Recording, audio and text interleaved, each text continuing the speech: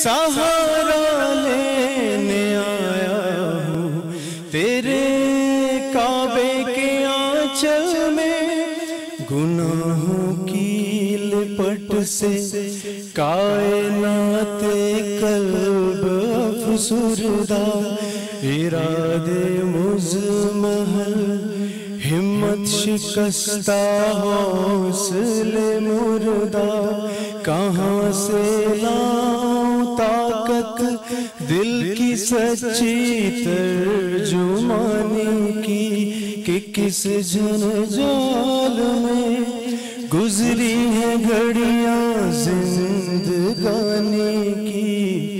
खुलासा ये कि बस चल भून के अपनी रूह से आई से, सरापा फक्र बनकर अपनी हालत की तबाही पे, तेरे दरबार में लाया हूँ अपनी अब ज़बू हाली, तेरी चौखट के लायक है अमल से हाथ है खाली, ये आंखें खुश्क है या रब इन्हें रोना नहीं आता, सुलगते दाग है दिल में जिन्हें धोना नहीं आता, इलाही तेरी चौखट पर भिखारी बन के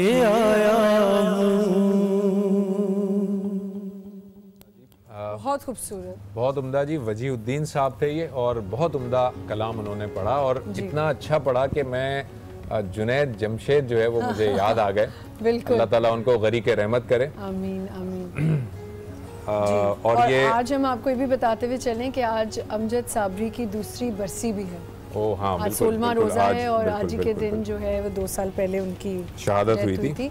और अभी जिन्होंने हमें कॉल की थी, हुमैरा उनका नाम था, मियाँ वाली से, मैंने सुन लिया था कि आपकी बर्थडे है, तो आपको अभी भी एडवांस हैप्पी बर्थडे कह देते हैं, और इंशाल्लाह कल भी आपको मैं विश कर दूंगी। आपकी कल बर्थडे तो हम बिल्कुल नहीं भूलेंगे, आपको कल हम विश कर देंगे जी। अच्छा जी, हमारे साथ इस वक्त हमें शरीक ज्वाइन किया है डॉक्टर मसूद उमर साहब हैं मेरे साथ, और डॉक्टर साहब ऑर्थोपेडिक सर्जन हैं, असिस्टेंट प्रोफेसर भी हैं, और जो ऑर्थोपेडिक डिपार्टमेंट है उसको लीड करते हैं।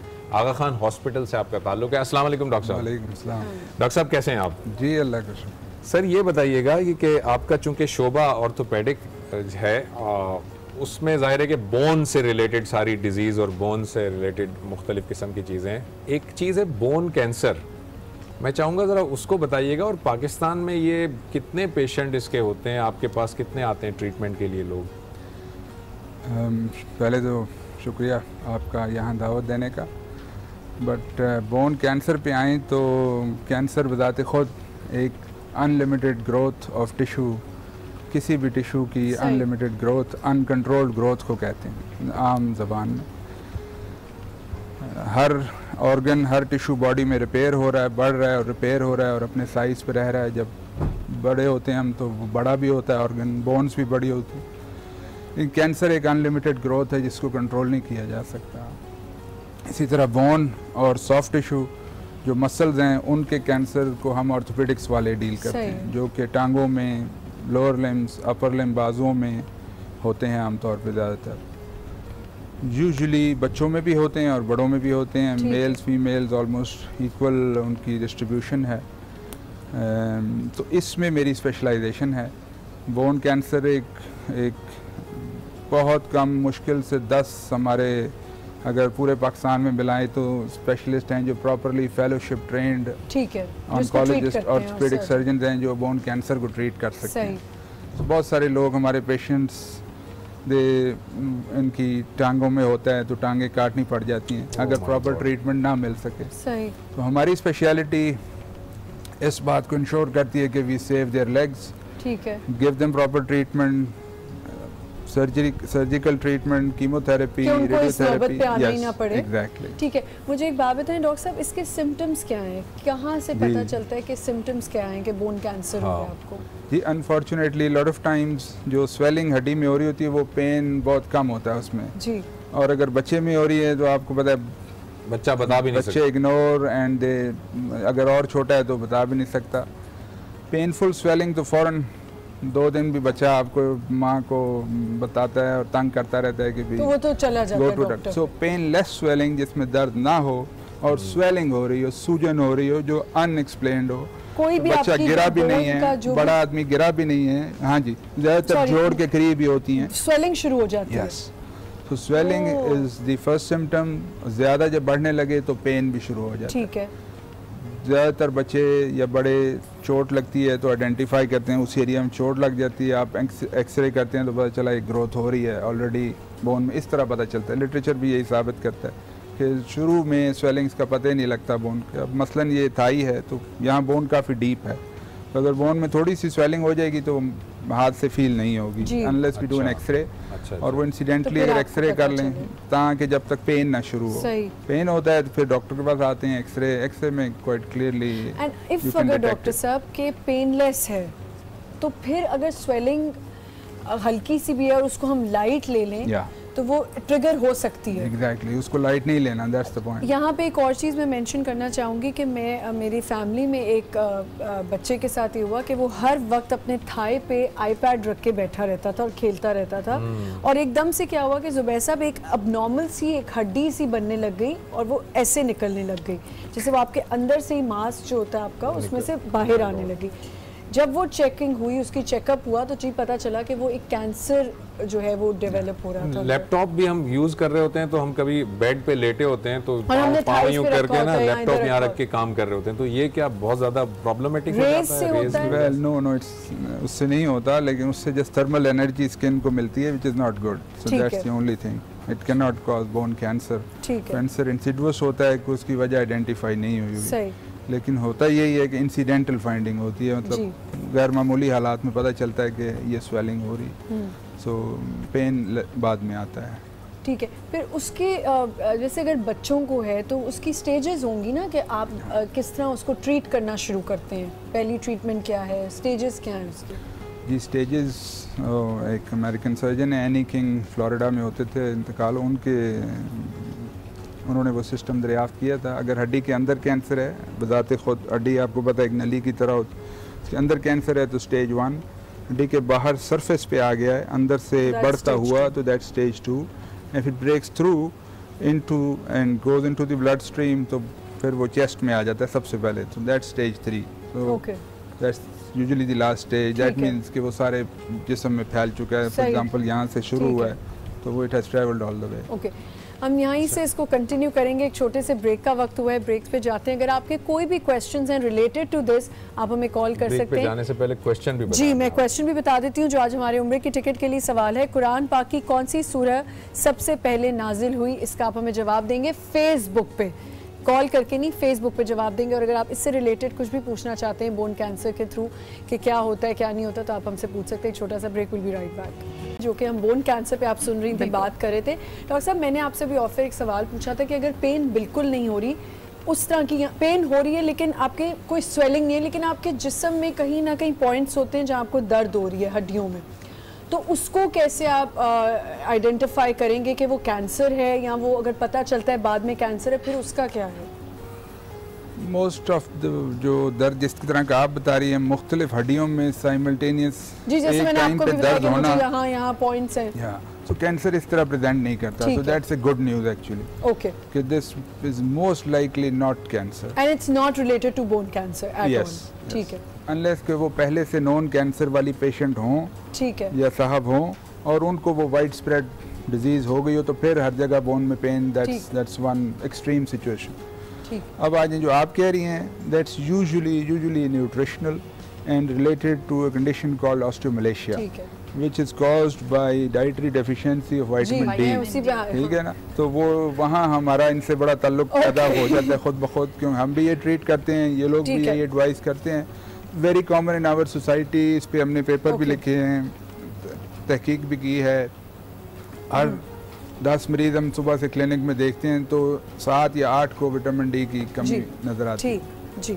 ठीक है, तो आप ज़रा इसके हवाले से बताइएगा कि आपका जो डाइट के हवाले आप पहले तो ये बताएं, अभी आपने कहा कि डाइटिशियन और न्यूट्रिशनिस्ट, हाँ, वो अलग अलग होंगे। क्या फर्क क्या है? Dietitian actually, nutritionist is the person जो कि तमाम न्यूट्रिएंट्स को भी जानता है कि न्यूट्रिएंट्स क्या हैं, उनके क्या फ़ायदे हैं, किस तरह से लेने चाहिए, वो डाइट भी और डाइटिशियन वो होती है जो डाइट को रेकमेंड करते हैं, सिर्फ डाइट रिकमेंड, आपको सिर्फ पतला मोटा कर रहे होते हैं। अच्छा, एक ये कंसेप्ट है कि जी आपका ये जो इन्होंने पतला मोटा का, इसी को मैं कैरी कर लेता हूँ कि ये जो कंसेप्ट है कि आपका अगर वेट बहुत ज़्यादा है या बहुत कम है, तो जब ज़्यादा है तो जी खाना ही छोड़ दें आप, या कम है तो ज़्यादा खाएं आप।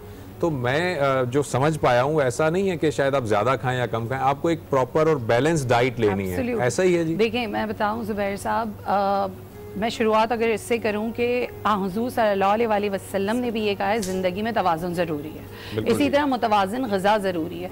हमारे पास लोग कहते हैं मोटा होना है, दुबला होना है, ये होना है, वो होना है, और फैट डाइट्स पर जाते हैं। डॉक्टर साहब भी इससे अग्री करेंगे कि वो बहुत ज़्यादा फैट डाइट्स पर चले जाते हैं, और उसकी वजह से उनकी बॉडी में जो चेंजेस आते हैं वो फिर एट एनी स्टेज, किसी भी जगह पे जाके, एज के किसी भी मोड़ पर, वो उनके लिए प्रॉब्लम्स क्रिएट करते हैं। तो उससे बेहतर ये है आप सब चीज़ें खाएं, मियाना रवि के साथ खाएं, लेकिन तेल का, घी के इस्तेमाल पे जरा कंट्रोल रखें। एक्सेसिव कोई भी चीज होने लग जाए, कोई भी एग्जैक्टली वो आपके लिए नुकसानदेह होती है। अगर आप बहुत ज्यादा कुछ खाने लग जाएं, वो आप कहते हैं लोग खाएं जितना खाएं, आप चॉकलेट्स बहुत ज्यादा खाने लग जाएं। कुछ लोग जिंदा रहते हैं खाने के लिए। हाँ, खास हमारे पास जैसे डिफरेंट रिसर्चेज आती हैं, हम लोग क्या करते हैं सोसाइटी में, लोग उन रिसर्चेस की एक चीज पकड़ लेते हैं, हाँ। कि अच्छा जी डार्क चॉकलेट तो इसलिए है तो बस अब उसे खाते चले जाएं, फलानी चीज इसलिए है तो वो वही खाते चले जाएं। नट्स खाते हैं, अब नट्स आप क्यों खाते हैं? अच्छा, एक इसमें भी मैं आपने बताऊं, नट्स के हवाले say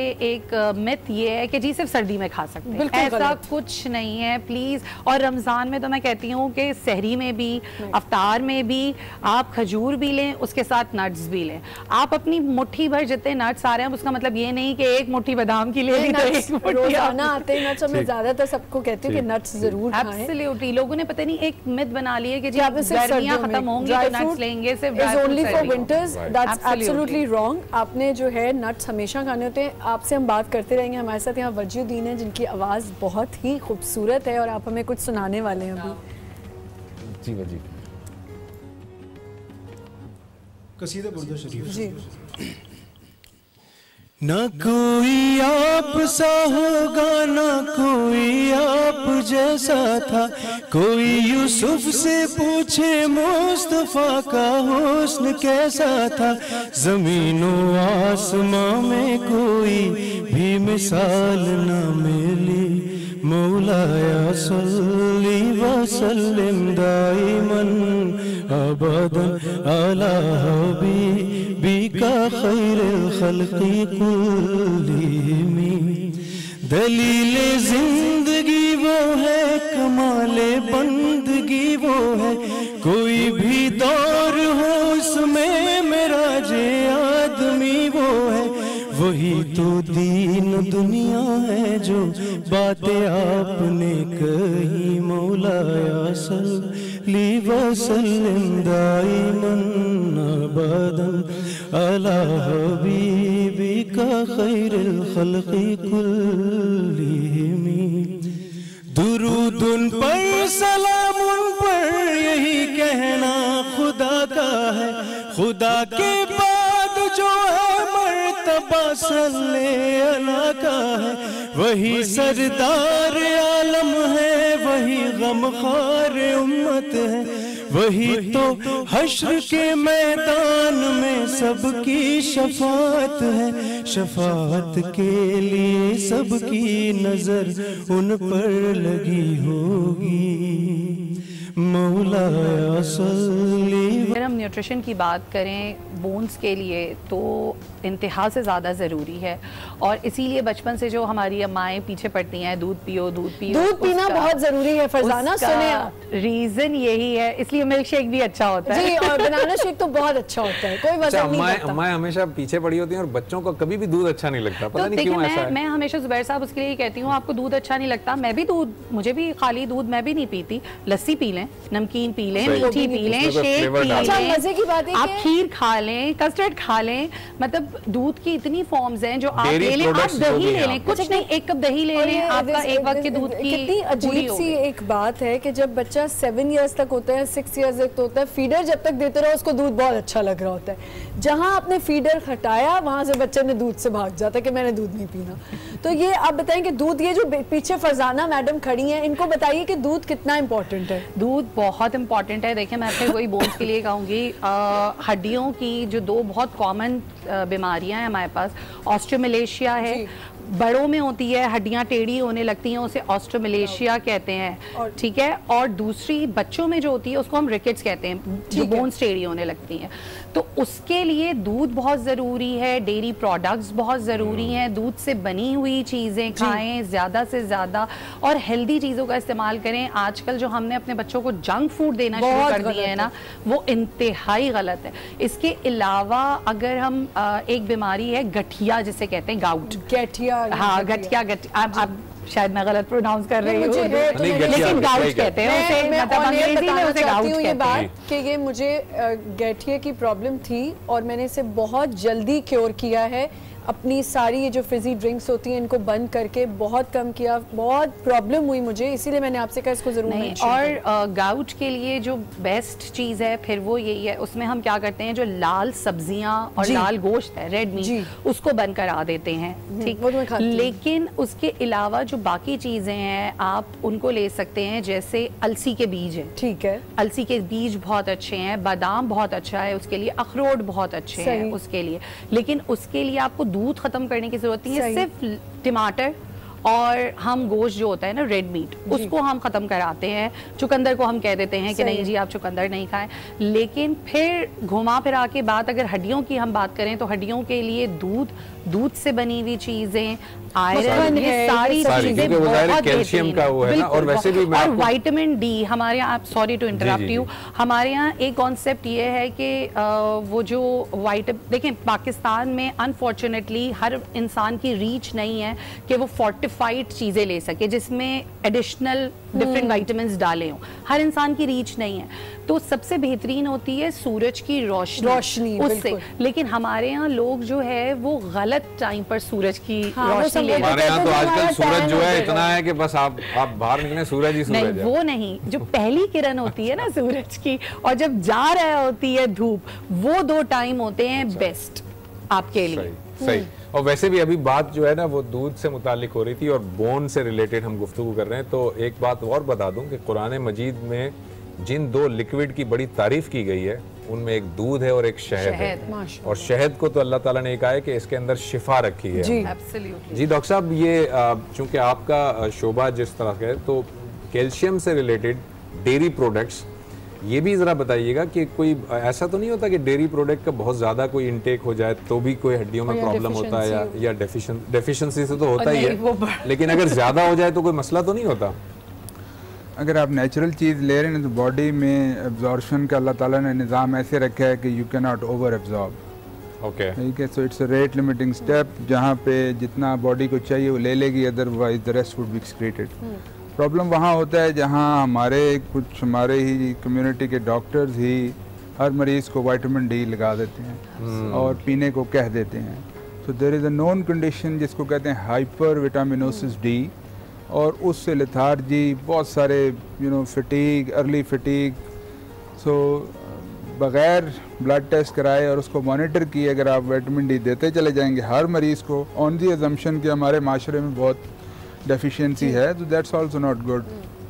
that lead to other extreme which is जिस काइंड ऑफ विटामिन डी बढ़ जाएगा और उससे टॉक्सिसिटी हो। विटामिन डी एक फैट सॉल्युबल विटामिन है जो आपकी फैट डॉक्टर साहब इस लिहाज से में जाके बैठ जाता है और नुकसान देता है। अच्छा, इस लिहाज से भी बताइएगा कि रोज़ों के हवाले, रमज़ान में हम चूँकि गुफ्तगू कर रहे हैं, कोई ऐसे पेशेंट हैं जिनको बोन से रिलेटेड कोई डिजीज़ हैं, कोई मुझे नहीं पता, ज़ाहिर है आप टेक्निकली ज़्यादा बेहतर जानते हैं, कोई ऐसी डिजीज़ भी हैं बोन से रिलेटेड जो कि रोज़ा रखते हुए पेशेंट को ट्रबल कर सकती हैं, जो रोज़े में जो लोगों ने कोई ट्रबल कर सकती हैं, ऐसी कोई है चीज़? वेल नॉट बोन से, तो बोन से रिलेटेड ऐसा कुछ भी नहीं, माय नॉलेज चीज़। अच्छा, जो क्योंकि मुझे तो सिर्फ अपनी बीमारी को है ना उसको क्लियर करना है कि मुझे बता दें क्या कभी ये गाउट टाइप चीज़ कैंसर में बदलेगी या नहीं बदल सकती? कभी ऐसा हो जाएगा? प्लीज, ऐसा तो कभी नहीं होगा ना? ऐसा कोई कभी नहीं हो रिलेशन सकता। ऐसा कोई लिंक नहीं होगा। ऐसा लिंक ही नहीं है। चलो जी। शुक्र है अल्लाह का। देखिए सारी बात फिर मैं वही कहूँगी कि जैसे डॉक्टर साहब ने कहा कि विटामिन डी की, इवन मैंने ऐसे डॉक्टर्स भी ऑब्जर्व किए हैं इस वक्त कि आजकल के वो टेस्ट भी नहीं कराते और ठग से इंजेक्शंस उठा कर दे देते हैं, वो ड्रॉप्स उठा कर देते हैं विटामिन डी के। और फिर यही बात होगी, देखें हर चीज़ का तवाज़ुन ज़िंदगी में बहुत ज़रूरी है। अभी रोज़ों के हवाले से जैसे बात हुई है, तो रोज़ों के हवाले से भी मैं बात करूँ तो हमारी कोशिश, मेजॉरिटी लोगों की कोशिश क्या रहती है, इस गर्मी में भी फ्राइड आइटम्स ले लें। हम बच्चों को शुरू से जिस चीज़ की आदत है, कि मैं हमेशा ये बात कहती हूँ अपने पेशेंट से भी कि बच्चों को स्पेशली माओ से जिस चीज़ की आदत आप वीनिंग के टाइम पर बच्चे को डाल देंगे ना, वो जिंदगी भर खाएगा बच्चा। अच्छा, मेरे बच्चे पता है क्या कहते हैं? मेरे बच्चे कहते हैं कि पापा ये बताएं कि हर अच्छी चीज को डॉक्टर मना क्यों करते हैं? डॉक्टर हमेशा ऐसी चीज बोलते हैं जो कभी भी अच्छी नहीं अब होती। देखिए पकौड़ों के बगैर तो नहीं रहा जाता। मैं तो पकौड़े नहीं, देखिए पकौड़े खाएं, लेकिन पकौड़ों से ही सिर्फ अफ्तार ना करें। पकौड़े आपने एक साथ खा लिया, उसके अलावा फ्रूट चाट है, चना चाट है, और पॉपकॉर्न्स बहुत हेल्दी होते हैं। मैं तो मतलब अगर आपको भूख लगती है, जैसे कुछ लोग होते हैं जिन्हें हर वक्त कुछ मंचिंग करने का दिल चाहता है, तो मैं तो उसके लिए बेस्ट चने हैं, आपके भुने हुए चने जो खाते रहे, और पॉपकॉर्न्स होते हैं, मकई के दाने हैं। ये चने से तो मैंने सुना है कि वो आपका वो प्रॉब्लम हो जाता है उसका, क्या एक आपने अभी नहीं, अभी आपने वो गाउट वालों के लिए जिनको नॉन यूरिक एसिड है, यूरिक एसिड कहना प्रॉब्लम, उनको चने, दालें, लोबिया। एक और चीज़, ऑब्वियसली ये सबको पता है कि smoking is injurious to health, और आप स्मोकिंग ज़्यादा ना करें। जो लोग करते हैं स्मोकिंग, क्या स्मोकिंग बोन कैंसर को रिलेट करती है, कहीं इफेक्ट करती है? नहीं, स्मोकिंग से जो प्रॉब्लम हमें एज एन ऑर्थोपेडिक सर्जन होता है वो है डिलेड वुंड हीलिंग, जख्म का ना भरना या देर से भरना। सही। स्मोकिंग से खून की जो बारीक नालियां हैं स्किन में वो स्पैज़म में चली जाती है। ठीक है, राइट। उसकी वजह से स्किन हीलिंग, खास तौर पे जो टांग के निचले हिस्से के वुंड्स हैं वो बहुत देर से भरते हैं या नहीं भी भर सकते। डॉक्टर साहब ऐसी कोई सक्सेस स्टोरीज आपके पेशेंट्स की जो आप शेयर करना चाहते हो? जी, बोन कैंसर मैं 2004 में अमेरिका से ये ट्रेनिंग लेकर आया कि टांगों को बचाने वाला ऑपरेशन किस तरह किया जाता है। तो बिलीव मी, यहाँ एक बहुत ज़्यादा पोटेंशियल था उस वक़्त। यहाँ जया खान हॉस्पिटल में एक ही सर्जन थे, प्रोफेसर उमर साहब, वो ये काम करते थे। हमने उनसे सीखा, फिर अमेरिका गया, फिर इटली गया, कई जगह कई ममालिक में जाके ये टेक्निक सीखी, और अल्लाह का शुक्र है तकरीबन साल में ऑलमोस्ट हम 100 के करीब ये ऑपरेशन करते हैं, जिनसे कि लोगों की, बच्चों की और बड़ों की टांगों को, बाजुओं को बचा लिया जाता है। ठीक है। इस वक्त भी मेरे पास फॉलोअप में ऑलमोस्ट मोर देन 100 पेशेंट्स जिनका कि 10 साल से ज़्यादा का फॉलोअप हो चुका है, और वो अपने चल के आते हैं क्लिनिक में। they are so happy, they come smiling. only आगा खान ही कर रहा है इसको ट्रीट, या we have other centers too? क्योंकि हर बंदा तो नहीं इतनी फीस अफोर्ड कर सकता और इसके ट्रीटमेंट को इतना अफोर्ड नहीं कर सकता, तो do we have other centers? जी, पहली बात तो ये है कि ये मैं आगा खान में तकरीबन 20 साल से काम कर रहा हूँ जी। तो ये भी एक मिथ है कि आगा खान एक महंगा हॉस्पिटल है। नहीं, ये नहीं मेरा कहने का। मैं आपको बताता हूँ, डॉक्टर ने भी तो फीस लेनी होती है। मैं बताता हूँ, cancer care is a composite care, इसमें सर्जन उसका एक हिस्सा है। ठीक है। कीमोथेरेपिस्ट, जी बिल्कुल, मेडिकल ऑन्कोलॉजिस्ट इसको कहते हैं, पीडियाट्रिक का अलग होता है, एडल्ट का अलग, ये कॉन्सेप्ट तक नहीं है हमारे मुल्क जी। रेडिएशन ऑन्कोलॉजिस्ट जो रेडियोथेरेपी देगा, बहुत सारे कैंसर्स, बोन कैंसर्स के लिए रेडियोथेरेपी भी चाहिए होती है, और उनका इकट्ठे बैठना एक कॉमन डिस्कशन फोरम में, जिसको ट्यूमर बोर्ड कहते हैं।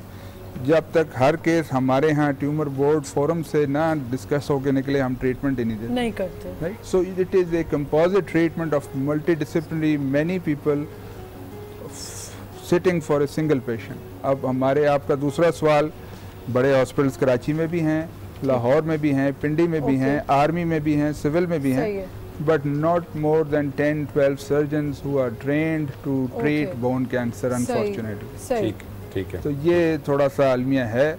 इसको हल करने के लिए जो आपका तीसरा सवाल पॉइंट था महंगाई का, तो हमने एक फंड बनाया खान में, ठीक है, which is orthopaedic oncology fund, जो हम इस तरह के बच्चे हु डिज़र्व, जिनके टांग बचाई जा सकती है, हाथ बचाया जा सकता है, उनके लिए स्पेशल फंड, और मेरे आपके फोरम से ये पब्लिक को मैसेज भी होगा, रिक्वेस्ट भी होगी कि उसमें कंट्रीब्यूट करें, क्योंकि हम ये एफर्ट कर सकते हैं कि उन बच्चों की टांगें और हाथ बचाए जा बिल्कुल सही, बिल्कुल सही। इवन आगा खान का कम्युनिटी सर्विसेज डिपार्टमेंट जो है, मैं भी उसके साथ काम कर चुकी हूँ, वो बहुत अच्छे से, और वो उस जगह जाता है उन एरियाज़ में जहाँ वाकई ज़रूरत होती है। सही, ठीक है, ब्रेक ले लेते हैं, एक छोटा सा ब्रेक लेने जा रहे हैं नाज़रीन, और ब्रेक के बाद वापस आएंगे, सवाल हम कंटिन्यू करेंगे। बता दूं, मैं जाते जाते इनको सवाल बता दूं जो आपके लिए टिकट्स के लिए, एक टिकट के लिए जो है सवाल, कुरान पाक की कौन सी सूरह सबसे पहले नाजिल हुई थी? आपने फेसबुक पे इसका जवाब देना है। एक छोटा सा ब्रेक लेते हैं। अल्हम्दुलिल्लाह,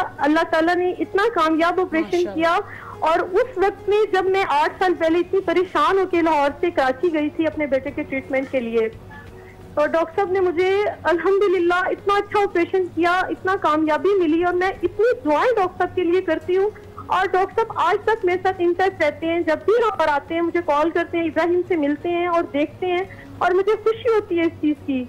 अच्छा, मुझे तो अभी अल्लाह का शुक्र अदा करती हूँ, फिर मैं डॉक्टर साहब का शुक्रिया अदा करती हूँ कि डॉक्टर साहब आपका इतना शुक्रिया कि मेरा बेटा आज अपनी टांगों पे चलता है। अल्हम्दुलिल्लाह, अल्हम्दुलिल्लाह। अच्छा, चलें आप रोए नहीं, अल्लाह का शुक्र अदा करें। अभी मुझे डॉक्टर साहब बता रहे थे कि आपके बेटे को जो है वो आपकी बोन, आपकी हड्डी निकाल कर लगाई गई थी, ऐसा हुआ? जी डॉक्टर जी, जी। अल्लाह ने उसको बहुत जिंदगी दे और हमेशा खुश रखे। आप बताइए डॉक्टर साहब क्या कहना चाह रहे हैं? बहुत शुक्रिया। थैंक यू मिसेस एहसन, आपका अल्लाह ताला इब्राहिम को लंबी ज़िंदगी दे। तो ये जो हाईलाइट करने की बात थी, देखें हम थर्ड वर्ल्ड में रहते हैं, और जो खर्चे का मामला आपने उठाया, तो it's a very simple technique जो हमने डेवलप की है और पब्लिश भी की है मैंने इंटरनेशनल जर्नल में। वो ये कि हमने माँ या बाप की पतली वाली टांग की हड्डी लेके उसकी मदद से बच्चों की हड्डी, बच्चों की अपनी हड्डी पतली होती है, और उनकी ये वाली टांग की जिसको फिबुला कहते हैं वो बहुत ही पतली होती है। अच्छा। सो हमने इनकी जैसे इब्राहिम की भी मदर की बोन ली और वहाँ पे डिफेक्ट में लगाई, जो ट्यूमर बोन निकाल के जो डिफेक्ट बनता है उसमें लगाई, और फिर उसको ज़ाहिर है प्लेट और स्क्रू से मजबूत किया। तो वो आज तक इट इज़ 8 ईयर्स। उससे उनकी मदर को फिर प्रॉब्लम नहीं हुई? जी, मदर को नहीं हुई, क्योंकि दिस इज जो एक ऐसी हड्डी है जो कि निकाली जा सकती है। अल्लाह ताला ने वो स्पेयर में रखी है, स्टेपनी के तौर पे रखी हुई है, हर चीज का एग्जैक्टली। सो उसको निकालने से पेशेंट के चलने में कोई नुकसान नहीं, पेशेंट दौड़ भी सकते हैं, भाग भी सकते हैं। सो इनके केस में ऐसे हमने कई केस किए हैं जहाँ पे हम इम्प्लांट जो कि हमें बाहर से मंगवाना पड़ता है, जैसे इट्स जो कि ग्रोइंग इम्प्लांट होता है बच्चों में, चूँकि ग्रोइंग बोन्स होती हैं तो इम्प्लांट भी ग्रोइंग, अब टेक्नोलॉजी आ गई जर्मनी, यूरोप, अमेरिका में। सो वहाँ से हमने मंगा के लगाए हैं जो कि इलेक्ट्रोमैग्नेटिक वेव्स के साथ ग्रो करते हैं। बट बिलीव मी, एक बच्चे के ऑपरेशन में 35 लाख रुपए का इम्प्लांट आता है एक बच्चे के, so which will grow to his length as the other bone is growing. ठीक है, जब तक वो बड़ा होता है उस वक्त तक ग्रो करेगा, और उसकी एडवांटेज यही है कि लेग लेंथ बराबर होएगी जब वो अपनी 14-17 साल की, या लड़का 17 साल की उम्र तक पहुंचे। लेकिन वो ग्रोइंग इम्प्लांट एक तो अभी आए हैं और उस वक्त थे भी नहीं। तो हम ये जो ऐसे छोटे बच्चे जिनमें डिफेक्ट बड़ा होता है, ये ट्रीटमेंट बड़ी कारआमद। अच्छा डॉक्टर साहब, एक चीज़ जो मैं पूछना चाहूँगी कि ये जब कोई ट्यूमर बोन होती है तो खुदा न खास्ता इसके दोबारा होने के चांसेस होते हैं किसी और बोन में, कुछ इस तरह से वंस जैसे बाकी कैंसर का है कि वो रीअकर होने के चांसेस होते हैं, तो बोन कैंसर का भी ऐसा है क्या?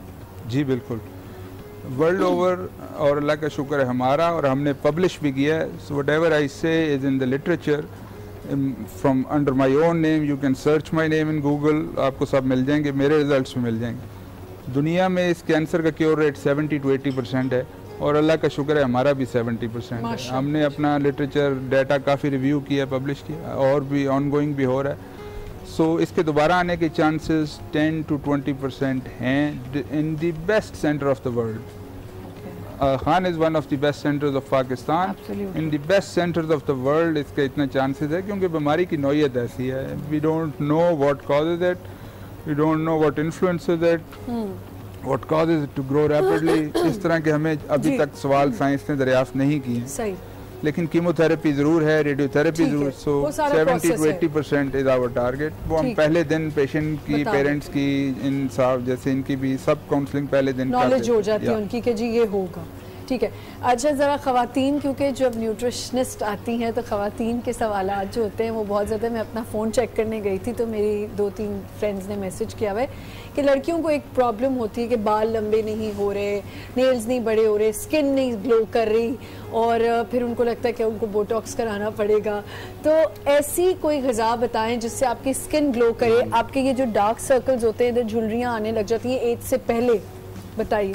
देखिए, मैं अगर इसमें चाहूँ कि जी ये विटामिन लें, ये लें, ये लें, मैं उसमें नहीं जाती। हरी सब्जियाँ, दूध का इस्तेमाल, दूध तो है ही है, ठीक है, प्रोटीन पूरी हो। अब प्रोटीन में आपका जो है वो अंडा भी जरूरी है, आपकी मछली भी जरूरी है, एवरीडे आप 2 बॉयल एग खाएं, 1 बॉयल एग खाएं, क्या क्वांटिटी होगी? देखें, अगर आप एक तो बहुत हद तक चीज़ें डिपेंड करती हैं क्योंकि हर इंडिविजुअल डिफरेंट होता है, it differ from individual to individual. लेकिन अगर आपने 2 बॉयल एग भी खा लिए हैं तो फिर ये है कि आप बाकी के खाने में थोड़ी सी चीज़ों को, आपने एग ले लिया है तो अब आप दाल की सूरत में प्रोटीन ले लीजिए। अच्छा। दालें हम हमेशा ये कहते हैं कि इनकम्प्लीट प्रोटीन्स आपको देती हैं क्योंकि उसमें तमाम अमाइनो एसिड्स नहीं होते, तो 2 दालों को मिला के अगर आप खा लेते हैं ना, 3 मिला लें, मतलब दालों को मिलाकर अगर आप खाते हैं तो वो अच्छा है। बीन्स हैं आपके, किडनी बीन्स हो गए, लोबिया जिसे हम कहते हैं, इस तरह की चीजें आप खाएं, ज्यादा फल और सब्जियों का इस्तेमाल ज्यादा करें। और इसमें मैं खुद ही ये बात कह देती हूँ क्योंकि मेरे से बहुत सारे लोग ये कहते हैं इस महंगाई में फल कैसे खाएं, सब्जी भी इतनी महंगी हो गई है। लेकिन मैं ये कहती हूँ आप अपने बच्चे को एक चिप्स का पैकेट दिलाते हैं, एक कोल्ड ड्रिंक दिलाते हैं, एक जूस का पैकेट दिलाते हैं, वो ना दिलाएं। उसकी जगह पूरे दिन में अगर एक सब्जी एक फल भी खिला देना, कच्ची सब्जी, सही तो वो बहुत बेहतरीन है, ना कि आप ये उज़र पेश करें हाय हम क्या करें। हम बहुत खुशी, टू बी वेरी ऑनेस्ट, हम बहुत खुशी, बीइंग मदर्स, हम खुशी महसूस करते हैं अगर हमने अपने बच्चे को गोश्त खिला दिया है कि बहुत बड़ा कोई मार्का मारा है, हमने बच्चे को गोश्त खिला दिया। हम ये क्यों नहीं समझते कि हमारे लिए सब्जी और फल इंतहा से ज्यादा जरूरी है।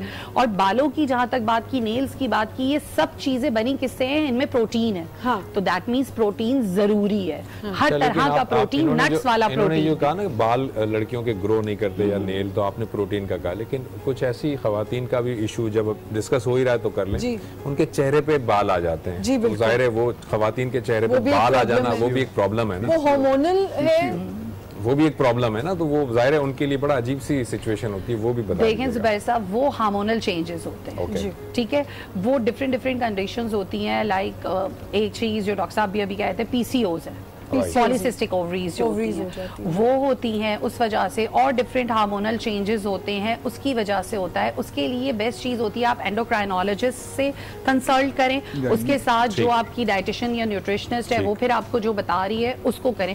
क्योंकि देखें, हम एक जनरल बातें तो कर सकते हैं, स्पेसिफिक नहीं कर सकते। हमारे पास लोग बस ये चाहते हैं कि हर जगह से स्पेसिफिक चीज, इंडिविजुअल टू इंडिविजुअल डिफर करता है, लेकिन वो हार्मोनल चीजें होती हैं ना, वो उसके लिए आपको प्रॉपर एंडोक्राइनोलॉजिस्ट को दिखाना पड़ता है। बिल्कुल ठीक है। अच्छा, ब्रेक का तो नहीं अभी ब्रेक का वक्त हो रहा है और हमने इनको थैंक यू भी करना है। ब्रेक का वक्त हो चुका है हमारा कितना वक्त हमारे पास? बस ठीक है जी, हम ब्रेक पे जा रहे हैं जी। Thank you so very much doctor साहब, आपने वक्त निकाला, बहुत वक्त दिया आपने, और बहुत सारी आपसे बातें करनी थी, लेकिन फिर किसी नशिस्त में इंशाल्लाह अल्लाह ताला मौका देगा। तो गुलफशां, आपका बहुत शुक्रिया, आपने बहुत उम्दा तरीके से बहुत सारी चीजें और डिश बनाने वाले हैं जो कि एक मशरूम है जी, ड्रिंक बनाएंगे, समर ड्रिंक है। इसके लिए आपको क्या चाहिए? दूध चाहिए आधा लीटर। उसमें मैं क्या करूँगी, कोई सी भी जो बॉटल में जो ऑरेंज ड्रिंक मिलती है वो आप ले लीजिएगा, किसी भी कंपनी की। ये आपने पूरी बोतल इसमें डाल देनी है, ठीक है, ये आपने डाल दी। इसके अलावा तुख्मे बालंगा है 2 टेबलस्पून, इसमें ये चला जाएगा। तुख्मलंगा ना, और जो कि बहुत ठंडा होता है। हाँ, आपको गर्मी में तुख्मलंगा बहुत आराम देता है क्योंकि ये जितनी भी आपके मैदे की गर्मी होती है उसको ठीक करता है, खत्म करता है। इसमें फाइबर इतना होता है कि वेट लूज करने में भी काम आता है, वेट लूज करने में भी, और स्किन के लिए भी बहुत अच्छा होता है। मैं तो सबसे पहले स्किन का बता देती हूँ ताकि लोग वैसे ही खाना शुरू कर दें। 2 टेबलस्पून इसमें मैंने चीनी ऐड की है। अब इसको मैं अच्छा सा ब्लेंड करूंगी, ठीक है।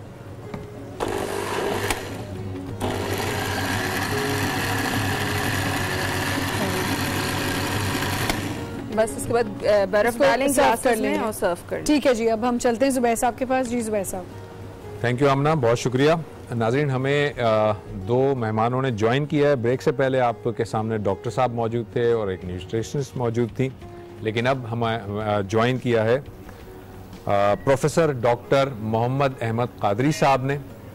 डॉक्टर साहब इस वक्त जो है वो dean faculty of arts and social sciences और इसके अलावा dean of Islamic studies Karachi university में अपने फ़राइज़ अंजाम दे रहे हैं। और मैं अभी डॉक्टर साहब से ऑफ एयर बात कर रहा था कि बड़े तवील अरसे के बाद डॉक्टर साहब से मेरी मुलाकात हुई है। जो हमारी पहली मुलाकात थी उसमें बहुत अच्छी गपशप रही थी और बड़ा मज़ा आया था डॉक्टर साहब से बात करके। बहुत उम्दा गुफ्तगू फरमाते हैं। अस्सलाम वालेकुम सर। वालेकुम अस्सलाम सर, कैसे हैं आप? अल्लाह का शुक्र है ज़ुबैर भाई, आप ठीक हैं? मैं बिल्कुल खैरियत से हूँ, बिल्कुल खैरियत से एक अरसे बाद मैं शुक्रगुजार हूँ आज टीवी वालों का और आपका कि आपने यहाँ मुझे मौका दिया कि आपसे। सर, बल्कि मुझे तो ये हो रहा है कि मैंने बहुत देर से आपको जो है वो बुलाया और ज़ाहिर सर से जो है वो बड़ी मोहब्बत सर से पेश आते हैं, मोहब्बत से बहुत उम्दा गुफ्तगू भी करते हैं। और जो बहुत अच्छी बात है वो ये कि जब भी बात करते हैं ना वो दलाइल के साथ और लॉजिक के साथ बात होती है और ज़ाहिर है जब इंसान दलील से बात करता है तो वो बात दिल में उतर जाती है। शुक्रिया, बहुत बहुत शुक्रिया। मेरे साथ एक और रिसर्च स्कॉलर मौजूद हैं और इसी ट्रांसमिशन में इनसे भी मेरी पहली मुलाकात हुई है और अभी तो 3-4 हमारी मुलाकातें हुई हैं और आप भी बहुत अच्छा बोलती हैं, बहुत अच्छी गुफ्तगू करती हैं, ठहर ठहर कर बोलती हैं। फातिमा खाकवी साहिबा, अस्सलाम वालेकुम, कैसी हैं आप? डॉक्टर साहब, हम इब्तिदा हमने जो की थी, आज स्टार्ट हमने किया था, उसमें ये था कि इन्नमल आमालु बिन्नियात। इब्तिदाई जो इंट्रोडक्टरी गुफ्तगू होती है जो कि मैं ही करता हूँ, उसमें मैंने सिर्फ ये बताया था कि जैसे कुरान मजीद कहता है कि लई यनालल्लाह लुहूमुहा वला दिमाउहा वलाकिन यनालुहु तक़वा मिनकुम।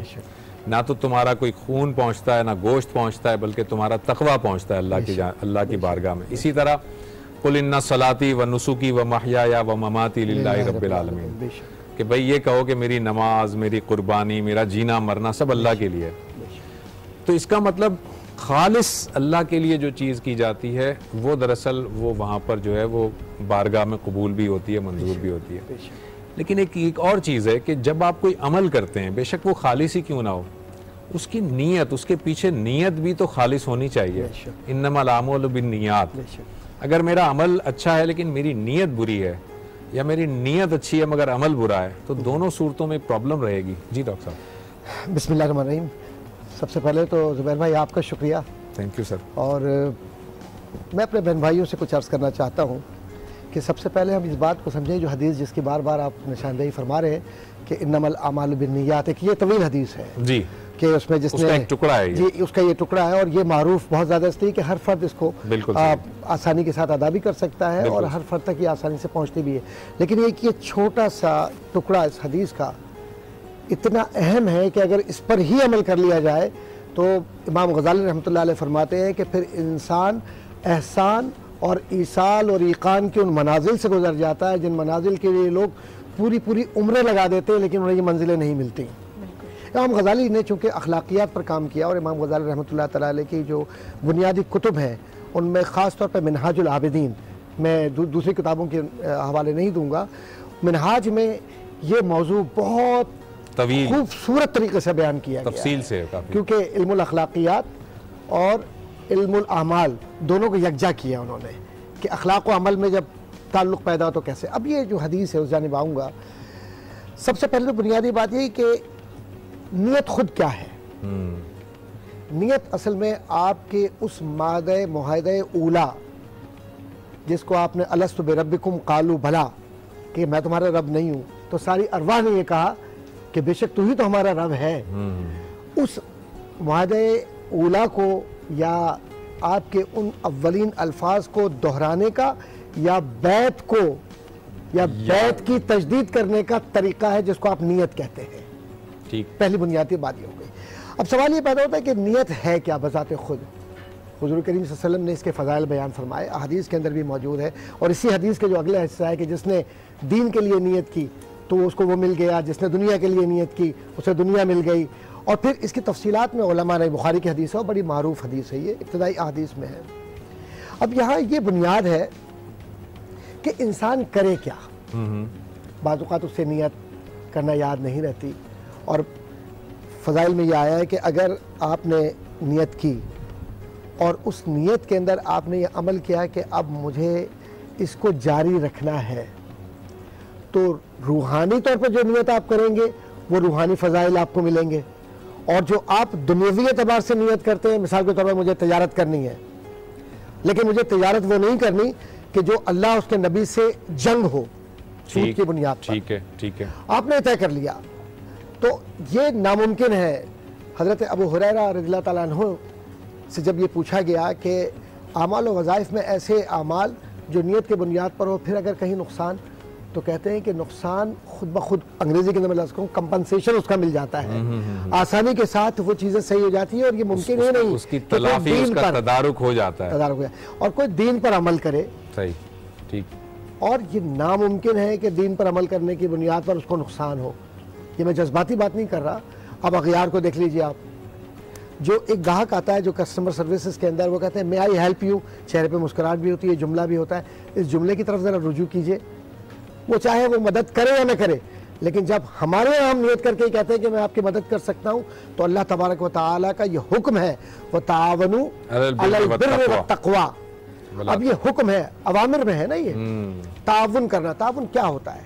अच्छाई के लिए ताउन क्या है?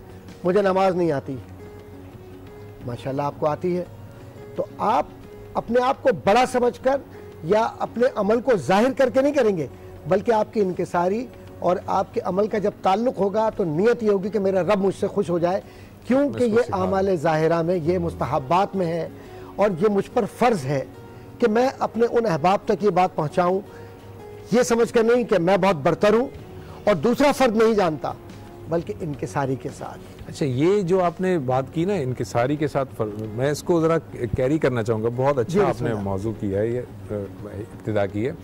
फातिमा, ये जो है, अगर मैं किसी को कोई चीज़ सिखा रहा हूँ, जैसे डॉक्टर साहब ने बहुत अच्छी बात की, किसी को नमाज नहीं आती, किसी को वज़ू करना नहीं आता, कोई और चीज़ नहीं आती, मैं उसे सिखा रहा हूँ। अब जो अमल है मेरा वो तो बहुत अच्छा है, मैं सिखा रहा हूँ, नीयत मेरी है कि इसके ऊपर मेरी बड़ाई कायम हो जाए, मेरी बरतरी कायम हो जाए, मुझे अच्छा समझने लगे, लेकिन अमल बहुत अच्छा है, तो ये क्या बिल्कुल एक्सेप्टेबल नहीं होगा? मैंने इस सवाल के बीच में सिर्फ एक मैं माफ़ी चाहता हूँ, बर वक्त ज़हन में मेरे हवाला आ रहा था, हसनैन करीमैन ने जिस तरह से वज़ू सिखलाया था, हाँ। बस इससे आगे चले। बहुत अच्छी बात आपने की है। देखिए, ये जो आपने टॉपिक हम लिया है, इन्नमल अमालु बिन्नियात, और आपने ये जो सवाल अभी किया है कि मैं कोई अमल कर रहा हूँ और मैं सिखा रहा हूँ और मेरे दिल में बरतरी का जज्बा है, तो ये रियाकारी में आ जाता है। जब अल्लाह तबारक व तआला ने जन्नत को बनाया तो उससे कहा कलाम करो, जब कलाम करने को कहा तो उसने कलाम किया, और उसने कहा कि मुझे तेरी इज़्ज़त और जलाल की कसम है कि मैं हर मुनाफिक और रियाकार और वकील पर हराम हूँ। तो अब आप इस बात से अंदाज़ा लगा लीजिए कि कितनी बुरी चीज़ है ये कि मुनाफ़क़त का जो दर्जा है वो सबसे निचला दर्जा है। हमने कोई अमल किया, नमाज हमने पढ़ी, नमाज का हक़ यह है कि हम नमाज पढ़ें तो गोया वो रब हमें देख रहा है या हम उस रब को देख रहे हैं। हमारी वो आँखें नहीं हैं, ना हमारे ऐसे अमाल हैं कि हम उस रब को देख सकें, लेकिन हमें कम से कम ये ध्यान रखें कि वो रब हमें देख रहा है। एक तो हो गई ये नीयत। हमारी ज़ाहिरी इबादत में अगर आप ले लें, हमारी बातिनी इबादत में ले लें, तो वो तमाम की तमाम हमारी हर चीज़ जो है वो नीयत से जुड़ी हुई है। हमारा क़िबला काबा जब ही दुरुस्त हो सकता है जब हम अपनी नीयतों को दुरुस्त कर लें। नीयत का ताल्लुक़ अगर हम कनेक्टेड करें तो इखलास से भी आता है। नबी करीम सल्लल्लाहु अलैहि वसल्लम का फरमान है कि तुम्हारे बदन के अंदर एक चीज़ है, एक लोथड़ा है, अगर तुम उसको दुरुस्त कर लेते हो तो तुम्हारा तमाम बदन दुरुस्त हो जाता है। और अगर तुम उसको, यानी दिल की तरफ इशारा किया गया, और जाहिर बात है दिल जब भी दुरुस्त होगा जब हमारी नीयतें दुरुस्त होंगी। नीयत में अगर हमारे फतूर आ जाएगा और हमारा हर अमल के, नबी करीम सल्लल्लाहु अलैहि वसल्लम का फरमान है आलिशान है कि मोमिन की जो नीयत है वो उसके अमल से बेहतर है। जैसे आपने बात की ना, मोमिन की जो नीयत है उसके अमल से बेहतर है। नीयत अगर अच्छी है, चांद कहना गया महर शर्मा गया, उनकी उंगली जो सुए फलक उठ गई, चांद कदमों में हो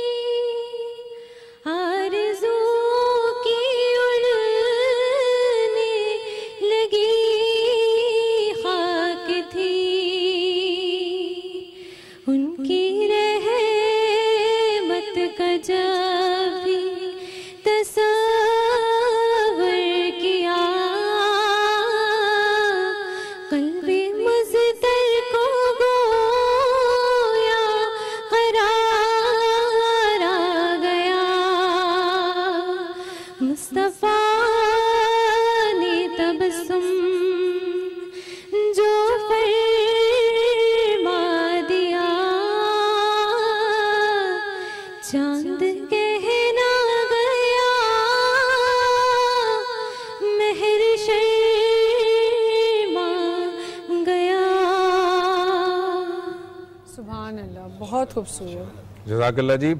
ये थी वजीहा खालिद और बहुत उम्दा कलाम आपने पढ़ा। अल्लाह ताला आपको और बरकत दे जी।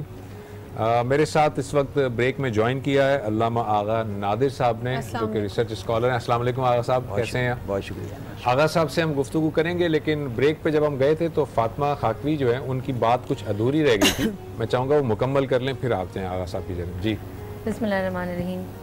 मैं उसी बात को कंटिन्यू लेके चलूँगी कि अल्लाह तबारक व तआला जो है वो हमारे दिलों को देखता है, हमारी नीयतों को देखता है, हमारे अमवाल को, अहवाल को नहीं देखता है। ये तो नबी करीम सल्लल्लाहु अलैहि वसल्लम का भी कौल है।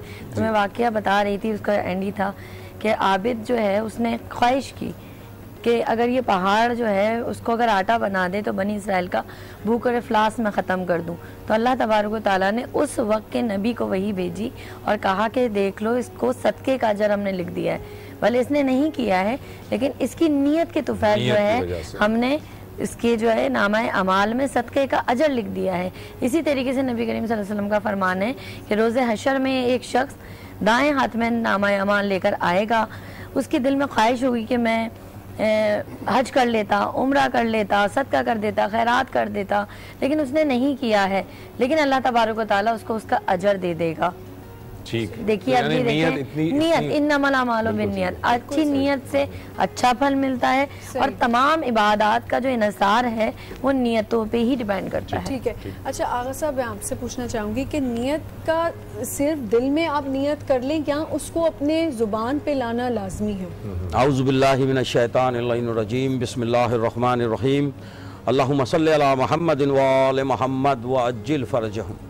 बीबी, आपने जो ये सवाल किया है, जैसे अभी मेरी बहन ने इस तमाम चीज़ों को बयान किया, इन्नमा अमालु बिन्नियात, वाज़ेह है तुम्हारे हर अमल का दारो मदार तुम्हारी नीयत पे है। आपने जैसे कहा कि ज़बान से इकरार करना, नहीं, ज़बान से इकरार करना ज़रूरी नहीं है। ठीक है। ये नीयत जो है ये छुपी हुई चीज़ है। नीयत आपके अंदर छुपी हुई चीज़ है, किसी को नहीं मालूम आप किस नीयत से क्या काम कर रहे हैं। दुनिया का हर काम जो भी आप करने के लिए जा रहे हैं वो सारी इन चीज़ों पर डिपेंड करता है। सही। कोई भी काम, आप एजुकेशन हासिल कर रहे हो, आप जो है रोजगार के लिए जा रहे हो, आप जो है हत्ता के अपने घर वालों के बीच में इबादत से लेकर तस्बीहात से लेकर जिसे समझ ले कि अमल बिल मारूफ और नहीं अनिल मुनकर, दोनों का ताल्लुक भी नीयत से। मेरी नीयत थी कि मैं जनाब की किसी को जो है वो सदका खैरात छुपा के दूं, मैं, ये नीयत थी मेरी। इत्तेफाक ऐसा है कि मेरे हाथ खुल गया, मेरा वो चीज मेरे हाथ से गिर गई, लेकिन मुझे जो अजर मिलेगा वो उसी नीयत का मिलेगा कि मैं ज़माने को छुपा के परवरदिगार की बारगाह में दे रहा हूं। मेरी नीयत बुरी नहीं थी कि मैं ज़माने को दिखा के दे रहा हूं कि आगा नादिर ने क्या दिया या डॉक्टर जुबैर साहब ने क्या दिया। हमने अपने अल्लाह को दिखाना है, बंदों को नहीं दिखाना। जो बंदों को दिखाने पे आ जाता है फिर उसकी नीयत खराब, जब उसकी नीयत खराब तो उसका अमल जो है वो बातिल हो गया। इसी तरह जैसे आपने कहा, इसमें मैं एक और चीज ऐड कर दूं कि जैसे नमाज, या कल हम बात कर रहे थे कि किसी को ये कहना कि जी फोन पकड़ा के कहना मैं नमाज पढ़ा था, तो ये भी नियत में आ गया ना। अगर मैं वैसे किसी को फोन पकड़ा देती हूँ और मेरा बच्चा फोन उठा के कहता है जी अम्मा नमाज पढ़ी या बाबा नमाज पढ़े, तो वो एक अलग बात हो गई। तो नियत उसमें भी आ जाती है।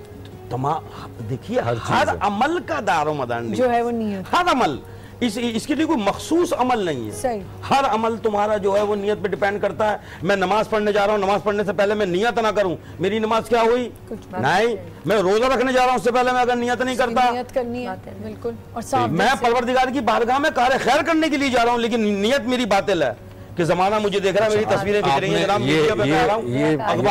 ये बात बिल्कुल सही। आगा साहब, आपकी ये बात जो है ना, इससे मुझे एक सवाल एकदम से जहन में आया। डॉक्टर साहब, आपकी तरफ इसको लेके आता हूँ कि अभी जो जैसे अभी आगा साहब ने कहा कि मैं रोज़ा रख रहा हूँ, मेरी नीयत नहीं है, तो हम अब जब रोज़ा जब स्टार्ट होता है, रमज़ान जब स्टार्ट होता है, तो पहला रोज़ा, दूसरा रोज़ा, तो हम यानी ऐसा लग रहा है कि एक एबनॉर्मल सिचुएशन में दाखिल हो गए।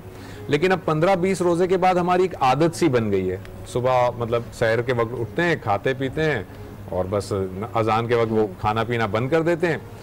ना ज़बान से कोई अदा करते हैं ऐसी नीयत, ना ज़बान से अल्फाज इस्तेमाल करते हैं, ना दिल में कोई ऐसी चीज़ होती है। यानी शायद यानी यूँ समझें लाशऊर में होता है कि हम रोज़ा रख रहे हैं, लेकिन शऊरी तौर पर हम एक आदी हो चुके हैं, आदत के अंदर रूटीन में आ गए हैं। तो समझें कि मैंने नीयत ना दिल में की, ना मैंने ज़बान से की, मगर मैं रोज़े रखे चला जा रहा हूँ। ये इसको कैसे फिर लेंगे हम? असल में अभी क़िबला आगा साहब अल्लामा साहब ने भी गुफ्तगू फरमाई है और हमारी बहन ने भी। और जो आप भी गुफ्तगू कर रहे हैं, मेरा ख्याल है कि एक आम आदमी का जो बुनियादी मसला है वो ये है कि मैं नियत करना भूल गया, मैंने रोज़ा रख लिया। तो उलमा ने ये लिखा है, उलमा हनफ ने, कि आप जब याद आ जाए फ़ौरन पर नियत कर लीजिए। अच्छा। नियत इरादा है और ये आपका ये मुआहिदा है जो रब के और आपके बीच है। लेकिन यही चीज़ हमारे यहाँ जी अल्हम्दुलिल्लाह, और इसलिए कि मौला कायनात हज़रत अली से तो रिवायात है भाई बुनियादी।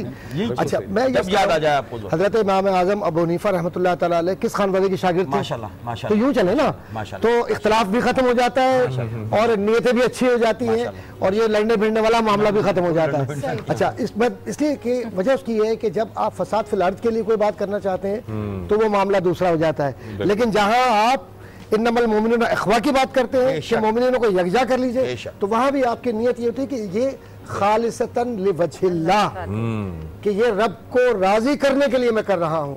हम यहाँ बैठे हुए हैं, अगर हम ये नियत कर लें कि हमें अपने जुमलों से खुदा न ख्वास्ता बिल वास्ता या बिला वास्ता तौर पर अपने आप को भी और दूसरों को भी सिर्फ ये जाहिर करना है कि मैं इल्मी एतबार से बड़ा आसमानी कोई ऐसा शय हूँ कि जिसके बराबर नौज़ुबिल्लाह मिन ज़ालिक कोई नहीं आ सकता, तो देखने वाले और सुनने वाले नियत को पहचानते हैं। जी, जी। तो जब देखने वाला और सुनने वाला पहचान रहा तो रब कैसे नहीं पहचानेगा? तो नियत सारी। अच्छा, अब जो अमल है आपका, बकौल इकबाल के जो अमल से जिंदगी बनती है जन्नत भी जहन्नम भी, तो ये अमल के पस मंजर में भी वही नियत है साहब कि जिसकी बुनियाद पर हम सब यकजा होते हैं या मुतफर्रिक होते हैं। तो जब नबी करीम सल्लल्लाहु अलैहि वसल्लम के ज़माने में या हुजूर करीम अलैहि वसल्लम के ज़माने, मैं तो कहता हूँ हर पल हर ज़माना ही उनका है माशाल्लाह। तो ये कहना है कि वो आज का ज़माना वो ज़माना ये नहीं, लेकिन मुशारुन इलैह चूँकि इशारा इस जाने में कि जब हुजूर हयात ज़ाहिरी में हमारे सामने थे और उनकी सीरत तैयबा का हम मुताला करते हैं, तो हम इस बात पर पहुँचते हैं कि सहाबा कराम रिज़वानुल्लाह तआला अलैहिम मजमईन ये फरमाते हैं, और हुजूर के जो गुलामान थे जो हुजूर से मोहब्बत करने वाले थे, वो भी ये कहते हैं कि हमने ये हुजूर को देखा है कि हुजूर की नियत हमेशा मुस्कुराहट के साथ ये होती है कि लोग करीब आए। बिल्कुल बिल्कुल बिल्कुल सही। डॉक्टर साहब, आपकी गुफ्तगू जारी रहेगी, आप एक छोटा सा ब्रेक लेने जा रहे हैं और आपको पता है न्यूज़ चैनल की हमारी रिक्वायरमेंट थोड़ी डिफरेंट होती है, तो बार बार ये ब्रेक जो आता है उस न्यूज़ चैनल की वजह से एक छोटा सा ब्रेक लेंगे और ब्रेक के बाद हमारे मेहमान यहीं पर मौजूद हैं, गुफ्तगू को आगे बढ़ाएंगे एक मुख्तसर से ब्रेक के बाद। लतीफ़ जुमले और एक दूसरे के साथ हंसी मजाक करना, ये एक सेहतमंद माशरे का ये एक दलील है, हेल्दी गुफ्तगू बिल्कुल ठीक। लेकिन इस गुफ्तगू के बीच में एक तो हद अदब होना चाहिए। मैं किससे गुफ्तगू कर रही हूँ? सही है,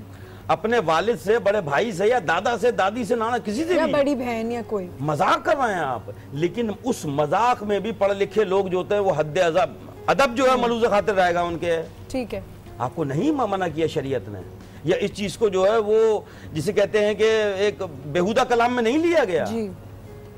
एक हद तक आपने जो है मजाक करना है और छोटे से भी करना है आपने, तो उससे भी लिहाज रखा, छोटा है मेरा, वो बड़े से करना तो उसका भी लिहाज आप रखेंगे। देखिए हर चीज की बेटा एक लिमिट रखी है ना, कोई भी चीज, दवा भी अगर ओवर लिमिट पियोगी तो वो तुम्हें बजाय फायदे के नुकसान पहुंचाएगी। हर चीज की एक लिमिट है। मुआशरा सबसे बेहतरीन वो मुआशरा तश्कील पाता है जिसमें हर चीज में हद हो, हर चीज की एक लिमिट हो। जब तमाम चीजें लिमिटेशन में आ जाती हैं वो मुआशरा तरक्की करता है और बेहतरीन, और यही मुआशरा जनाब नबी मुकर्रम अलैहिस्सलाम हम इस दौर में भी देखना चाहते हैं कि मेरी उम्मत के लोग ऐसे हों कि जिसमें हर चीज, और इस हद को ही तकवा कहा गया। सही, हद में रहने वाले लोग, एतदाल में रहने वाले लोग मुत्तकी कहलाए। तो परवरदिगार ने वाज़ेह तौर पे कह दिया, या अय्युहल्लज़ीना आमनुत्तकुल्लाह वकूनू मअस-सादिक़ीन। तो सच्चों का साथ हम वही दे सकता है जो पहले उस मंजिल पे आए। सही जी। अच्छा, मैं इन्हीं की बात को आगे बढ़ाते हुए बात करूंगी कि कुरान करीम फुरकान हमीद में बनी इसराइल में अल्लाह तबारक व तआला ने फरमाया कि हर शख्स जो है वो उसका जो अमल है वो उसकी फितरत के मुताबिक है। ठीक है, नबी करीम सल्लल्लाहु अलैहि वसल्लम आप कह दीजिए तो उसकी फितरत है। तो आप चाहे जितना भी अपने आप को कंट्रोल करने की कोशिश करें, अल्लाह तबारक व तआला ने हर बंदे को उसकी फितरत के साथ बनाया है। बहुत अच्छी बात मुफ्ती साहब ने की कि आप जो है उसके अपनी हद में रह के बात करें और मैनर्स में रखे रहना चाहिए। लेकिन वही इन्नमल अमालु बिन्नियात कि अल्लाह तबारक व तआला हमारे दिलों को देखता है, हमारी शक्ल को और सूरत को नहीं देखता है। कुछ लोग तबीयतन जो है वो इंट्रोवर्ट होते हैं, बहुत कम वो होते हैं, कुछ लोग ज्यादा बोलते हैं। फितरत के साथ, फितरत तो अल्लाह की तरफ से है ना, इस बात से ये वाज़ेह हो गया कि हर इंसान जो अमल कर रहा है वो अपनी फितरत के मुताबिक कर रहा है। तो फितरत अल्लाह की तरफ से है, उसमें शर की भी फितरत है और उसमें अच्छाई की भी फितरत है, उसमें जौली भी है, उसमें हर तरह के लोग हैं। हर बंदे की अपनी अपनी नेचर होती है। इसमें मैं एक नुक्ते का इजाफा, खता कलामी, इसमें एक नुक्ते का इजाफा करूँ मैं बच्ची की बात में इसमें बहन की अपने, कि तुम्हारे अमल से पहले तुम्हारी नियत उसको पहुंच जाती है। जी जी। मैंने रात को नियत की है परवरदिगार मैं सुबह ये कार खैर अंजाम दूंगा, तो रात भर सिर्फ वो नियत करने की वजह से मुझ पे रहमतें बरसनी शुरू हो गई। सही सही, बेशक ये बात हमने पहले जी डॉक्टर साहब आप मैं ये कह रहा था कि कुछ 2-3 हवाले मेरे जहन में आ रहे हैं। एक तो कुरान करीम में बड़े वाज़ेह अहकामात हैं, ज़ाहिर है कि तमाम जो हमारे ज़िंदगी के महवर है वो कुरान करीम और हदीस है। जी। अल्लाह तबारक व तआला ने फरमाया क़ूलू लिन्नासि हुस्ना, लोगों से कैसे गुफ्तगू करनी है। देखिए ये जो आप code of conduct, code of ethics और पता नहीं दुनिया भर के आप उलूम पढ़ाते हैं यूनिवर्सिटीज़ में, अल्लाह तबारक व तआला ने इस एक छोटे से जुमले में सब कुछ पढ़ा दिया। जी। क़ूलू लिन्नासि हुस्ना, लोगों से बहुत ही खूबसूरत तरीके से बहुत अच्छी तरह से बात करो, गुफ्तगू करो। एक तो ये पैरा आया। कुरान करीम का दूसरा हुक्म है कि वला तनाबजू बिल अलकाब, लोगों को बुरे अलकाब से, बुरे नामों से, बुरे तरीके से, बुरे